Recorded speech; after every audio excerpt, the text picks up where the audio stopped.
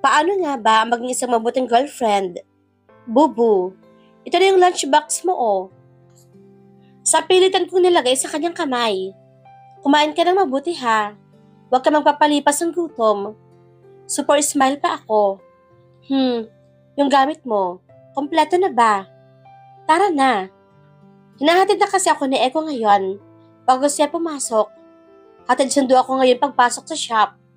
Level up lang talaga ako. Wait lang, Bubu. Nagdala ka ba ng extra shirt? Nang pa muna sa likod. Ano ka ba? Tara na.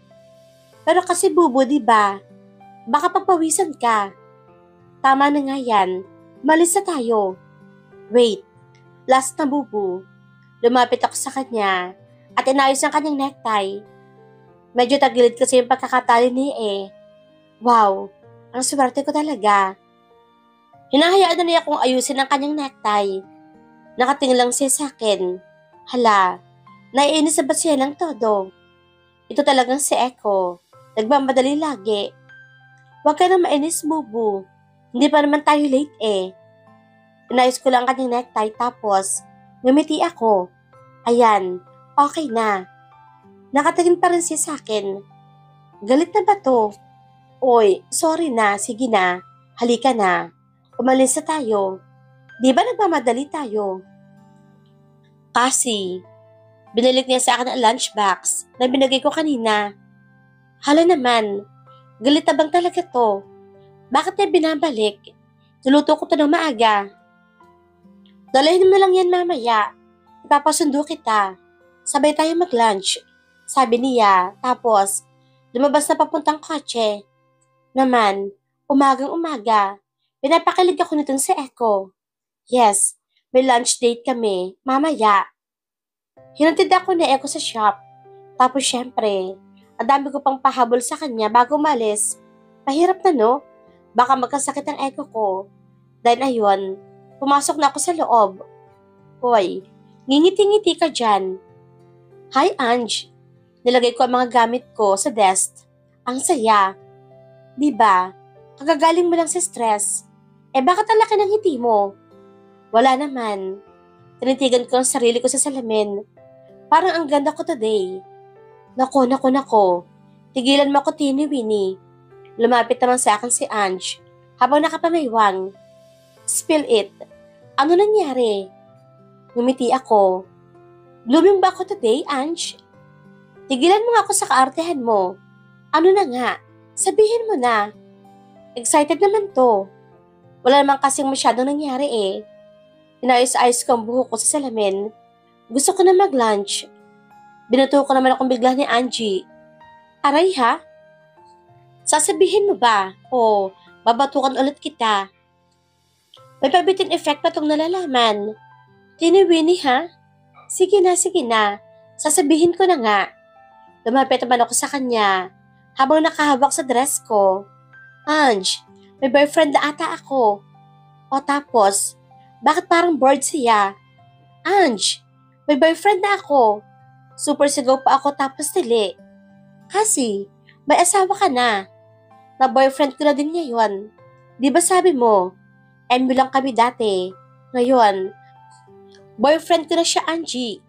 O tapos, bakit ganyan naman ang mukha niya? Parang bored. Ange naman kinikilig na ako ng todo-todo. Pwede ka naman sigurong kiligin din ng konti, di ba? Hay nako, akala ko pa naman kasi, kung ano na. Kumakangiti naman kasi to. Pumunta naman siya sa bag niya at may kinuha. Boyfriend, mga trip niyo talaga mag-asawa. Ay ewan ko sa inyo. Ange naman first time ko to. As in, wow, isipin mo, ako, magkaka-boyfriend. Nakakakilig, di ba? Nakakakilig. Talon-talon pa ako. Oo na. Kinikilig na din ako. Emotionless ang kanyang sabi. Hala, bibigla naman siyang nilagay sa kamay ko. At dahil kinikilig ako, ikaw na mag-asikaso dyan. Ano namang laman nito, Angie? Bakit niya ako binibigyan ng brown envelope? File sa art exhibit. Ako na gumawa niyan last year. Ikaw na ngayon.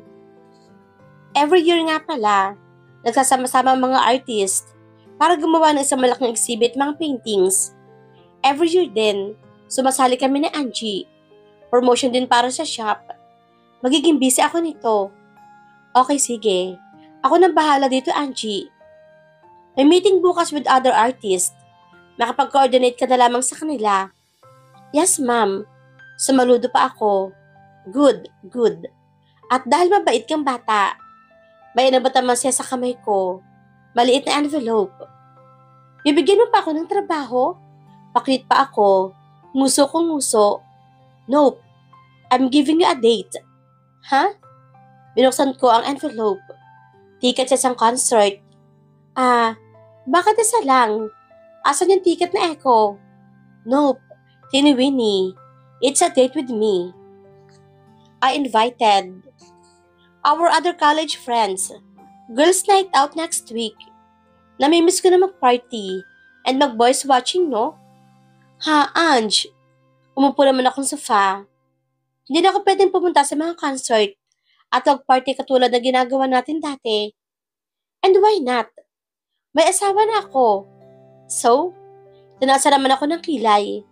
Well, bawal na ako mag-boys watching or magwala sa concert. Basta, bawal na. Tini Winnie. Umupo siya sa aking tabi. Alam mo ba? Special ticket yan. Hindi basta-basta pinapapasok sa concert na to. And besides, minsan na nga lamang tayong lumabas, diba? Let's dance and get drunk. Hindi talaga pwede, Ange eh. At hindi ako pwede maglasing. Nakakahiya kaya kay Echo. Bigla naman, nag-cross arms tong si Angie. Then, nag-sad face. Nagpapaawa effect mo siya. So, ganyanan na. Hindi ka talaga sasama. Sorry na, Ange. Hindi na talaga ako pwede. Inabot ko naman sa kanya yung ticket. Alam mo ba kung anong meron next week? Minto siyang saglit, tapos tumingin sa akin. Birthday mo, no? Pwede mo namang makasama yung asawa mo ng buong araw. 8 p.m. naman ang start ng concert, so dapat makapunta ka. Birthday ko na ba next week? Binatukan naman ako ni Angie. Oo, bakla, birthday na. Gift ko nga sa'yo yan eh. May pumasok namang customer sa shop. Tumayo na kami ni Angie. Sige, basta. Tago mo muna yung ticket. Just let me know if you change your mind. Dahil nagtrabaho na kami. Nilagay ko na lamang ang ticket sa bag ko. Oh well. Hindi naman talaga ako pupunta sa concert na to. Siguro ng college, pwede pa. Pero ngayon, mas gusto kong celebrate ang birthday ko with Echo. Speaking of which, kailangan makumbinsi ko siya na makipag-date sa akin next week. Oo, tama. Birthday date. Go kasi. Lunch break na. Andito na ako sa elevator papunta sa floor ni Echo. Dala ko na ang lunchbox niya. Girlfriend na girlfriend. Nandito na ako sa 10th floor. Teka, bakit parang iba? Bakit parang nagkakagulo sa loob? Takbo ng takbo ang mga tao habang may mga dalang papeles. Bakit busy pa rin? Lunch break na. Dapat, nagla-lunch na sila. Bessie. Wow, si Bessie. Todo type sa computer. Napatigil naman siya na magsalita ako. Kasi, anong ginagawa mo dito? Bessie, kailangan ito nagpapirma kay boss. Lumapit naman sa amin yung isang kaopisina ni Echo. Nginitian lang ako sandali. Then, kinausap na ulit si Bessie. Nax, busy talaga Ikaw na lang, ang magpapirma Arnold. Binigyan ako ng deadline ni boss dito eh. Ikaw na Bessie. Katakot si boss eh. Hawk mode. At tumingin naman sa akin sandali si Arnold. Tapos ngumiti. Tapos, bumulong kay Bessie. Basta, ikaw na bahala Nilagay naman niya sa desk ni Bessie ang mga papeles. Hoy Arnold, sandali. Maya-maya pa, may mga lumalapit na naman kay Bessie at binigyan ng mga papeles. Ipapapirma daw kay Echo. Hay, kalalaking tao mga duwag. Sabi ni Bessie, habang nag-type ulit. Bessie, excuse lang. Napatingin siya ulit sa akin at parang na-realize na andun nga pala ako. Kasi pasensya ka na. Madami lang kasing ginagawa sa opisina eh. Ano bang nangyayari? Bakit parang busy lahat ng mga tao? Hawk mode kasi si boss. Ha? Anong hawk mode? Avengers ba to? Medyo bad mood kasi si boss. Ha? Pero bakit? Okay naman kanina si Echo nung umalis ng bahay. Dinalo kasi ng kanyang tatay kanina. Sabi ni Bessie na parang nag-gets yung pagkaklulas ko. Si Tito Fernan. Tapos, ano nangyari? Wow kasi, kumakachismis wagas. Ewan ko nga rin, narinig namin, nagsigawan sa loob. Tapos pag alis ang tatay ni boss, hawk mode na siya. Tinignan naman niya yung dala kong lunch. Next time mo na lang ibigay yan kay boss. Kasi, hi, gutom na nga rin kami eh. May lumapit na naman kay Bessie na nagpapapirma. Kaya ba ayaw nilang pumasok sa office ni Echo? Dahil sa hawk mode siya. Diba, sinabi ko na tapusin to. Bakit hindi pa rin tapos hanggang ngayon? Hala, hanggang dito, naririnig ang sigaw ni Echo. Hawk mode nga siyang talaga. Hay, kawawa naman niyang si Ray. Kanina pa siya dyan sa loob. Sabi ni Bessie. Bigla naman bumukas ang pinto ng office ni Echo. Tapos, lumabas ang mukhang dinaanan ng bagyong si Ray. Lumapit naman si Bessie dala ang mga papeles na binigay sa kanya. Sumunod naman ako. Ray, pumasok ka ulit. Ipapapirma pa tong iba. Lang ya, Bessie, iba naman. Ayoko nang pumasok ulit. Ray, pare. Ito pa yung ibang papapirmahan. Lumapit pa ang isang lalaki. Then inaabot kay Bessie yung iba pang mga papeles. Ayoko na. Ako na lamang lagi ang pinapapasok sa loob. Asan ba si Paul? Siya naman.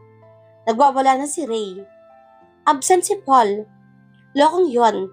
Tumatakas. Ikaw naman, Bessie, ang pumasok. Ayoko nga. Nangangain si boss eh. Hindi lang nangangain. Namumutol ang katawan. Namimilipit ang leeg. Kasi, ikaw pala. Anong ginagawa mo dito? First time naman ako napansin ni Ray. Hi Ray. Magdadala sana ako ng lunch. Ngumiti ako sa kanya. Magdadala ka ng lunch? Magdadala ka ng lunch? Nakangiti rin si Ray. Paulit-ulit. Paulit-ulit. Paulit-ulit rin ako. Hindi. Sagot ni Ray. Okay. Tumigil na nga kayong dalawa. Sige na Ray. Ipasok mo na to sa loob. Bilis na. Tinutulak na ni Bessie si Ray. Ayoko nga, Bessie. Hindi na ako papasok sa loob. Nagwawala ulit si Ray. Paano na? Gusto mo ba? Mawalan lahat tayo ng trabaho. Teka, alam ko na. Kinuha naman ni Ray ang mga papeles kay Bessie at biglang binigay sa akin. Diba? Nadala naman ng lunch si boss. Ipapirma mo na din yung mga papeles. Pero, tinulak naman ako ni Ray papasok sa door ng office ni Echo. Kaya mo yan kasi. Ikaw nang bahala. Okay? Sandali lang, Ray. Wala na. Napasok ko na ang office ni Echo. Si Echo naman, andun sa may table niya, nakahawak sa noo, habang nakapikit.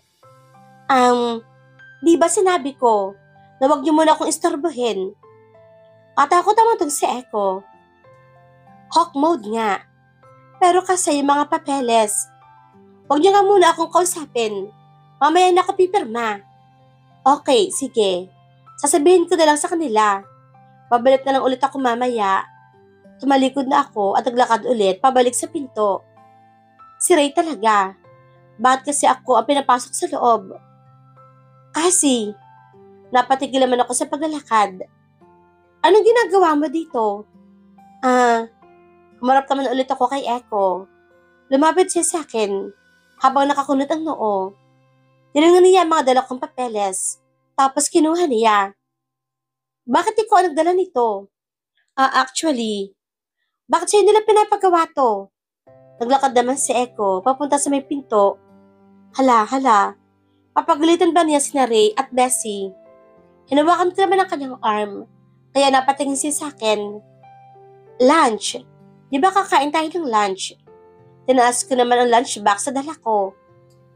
Tumingin naman siya sa lunchbox. Tapos tumingin sa akin. Nginitian ko siya. Hinigit ko at pinaupo dun sa sofa sa office niya. Bubu, mag-lunch tayo diba? Huwag ka na magalit dyan. Binuksan ko ang lunchbox at kinuha ko sa kanya mga papeles at nilagay sa table sa kanyang harapan. Hindi ako galit. Hindi daw. Bakit ka sumisigaw? Hindi ako sumisigaw. Sinubuan ko siya. Nagulat ata siya dahil lalaki ang kanyang mga mata. Nalunok naman niyang kaagad. Bakit mo ba ako? Sinubuan ko ulit siya. Tapos ngumiti ako. Masarap pa yung luto ko, Bubu. Ngumunguya pa siya. Kaya hindi siya makasagot. Nag-start na rin akong kumain. I know, Bubu. Di mo na kailangang sabihin. Alam ko, masarap talaga. Sino nagsabi sa'yo na pwede mo akong subuan? Hala, galit na agad. Sorry na, Bubu. O sige, ito na. Nilapit ko na sa kanya ang lunchbox. Sige na, hindi na kita susubuan. Huwag ka na magalit. Sino nagsabi sa'yo? Tumigil ka na. Sinabi ko ba? Tumigil ka na sa pagsubo sa akin. Hindi naman. Pero kasi akala ko. Subuan mo pa nga ako. Bilis na. Hay nako, ito talagang si Echo. Kinuha ko na ulit ang lunchbox tapos sinubuan ko siya. Pakipot pa eh. Nasarap pa na naman to sa luto ko. Huwag ka na kasing magalit, Bubu. Sige ka, magkakarinkals ka niyan. Ano? Joke lang yun, Bubu. Huwag ka na magalit. Malis na naman sa Tito Fernan eh. Napatigil naman siya at napatingin sa akin. Kasi yung dila mo naman oh. Huwag mo nang isipin yun, Bubu. Kinausap ka ba niya? Tanong naman niyang seryoso sa akin. Ito na naman, ang scary voice ni Echo. Hindi naman, Bubu. Nakachismis lang naman ako kina Bessie, kaya nalaman ko. Nagpunta dito si Tito Fernan. Nag-ibos naman siya ng tingin sa akin. Basta, wag mo siyang kakausapin. Lumayo ka kapag nilapitan ka niya. Okay. Hala naman, Echo. Bakit ang seryoso? Ano na naman bang nangyari? Hindi to pwede. Uy, Bubu, wag mo nang isipin yon. Dapat ang iniisip mo yung mas importanteng mga bagay. Napatingin naman ulit siya sa akin habang nakakunot ang noo. For example, alam mo ba, tinatawag ka nilang Hawk. Ano? O ayan, Hawk mode ka na naman. Wag ka na kasi masyado manigaw. Hindi ako naninigaw. Nakita ko naman siya. Nag-inhale, exhale. Nagpipigil magalit. Ang cute talaga nitong si Echo. Bakit ka humingiti dyan? Wala lang, Echo. Sinubuan ko ulit siya ng pagkain. Nakatingin pa rin siya sa akin. Nginitian ko naman siya ulit ng malaki. Bakit ka nga humingiti? Wala lang. Bakit nga? Wala lang talaga, Bubu. Bakit nga? Wala nga. Mauubos na namin to. Nagluto pa naman ako ng good for 4 people. Iinom na sana ako ng tubig. Pero bigla namang hinawakan ni Echo yung arm ko. Hindi ko tuloy na inom. Sabihin mo muna kung bakit ka humingiti. Hala, Bubu. Wala nga lang talaga. Ano ba tong si Echo? Ang kulit. Sabihin mo na kasi. Oo na. Oo na. Pwede. Uminom muna.